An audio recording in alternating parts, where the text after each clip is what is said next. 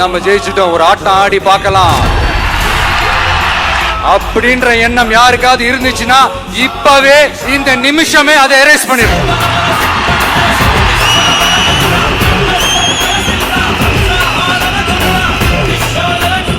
ஒரே சென்டர் தான் என் தலைமையில் உண்டான சென்டர். இந்த பக்கம் ஒரு சென்டர், இந்த பக்கம் ஒரு பவர் சென்டர், அங்க ஒரு பவர் சென்டர், அதெல்லாம் கிடையவே கிடையாது. இப்பவே சொல்லிடுறேன், மக்கள் பணத்துல இருந்து ஒரு பைசா கூட நான் தொட மாட்டேன். எனக்கு அது அவசியமும் இல்லை. அது உங்களுக்கு நல்லாவே தெரியும். இந்த விஜய் தப்பு பண்ண மாட்டான், தப்பு பண்ணவும் விட மாட்டான். அது யாராக இருந்தாலும் சரி, என்னோட கவர்மெண்ட்ல என் கூடவே இருக்கிறவங்களாகவும் சரி விட மாட்டான். சப்போஸ் யாருக்காவது அப்படி ஒரு எண்ணம் மனசுல இருந்துச்சுன்னா இப்பவே இந்த நிமிஷமே அதை எரேஸ் பண்ணிருங்க. இந்த மறைமுகமா உங்களுக்கு தெரியாம போய் சந்திக்கிறதோ அப்படிலாம் நான் செய்ய மாட்டேன். எதுவா இருந்தாலும் வெளிப்படையாக ஒளிவு மறைவு இல்லாம தான் நான் செய்வேன்.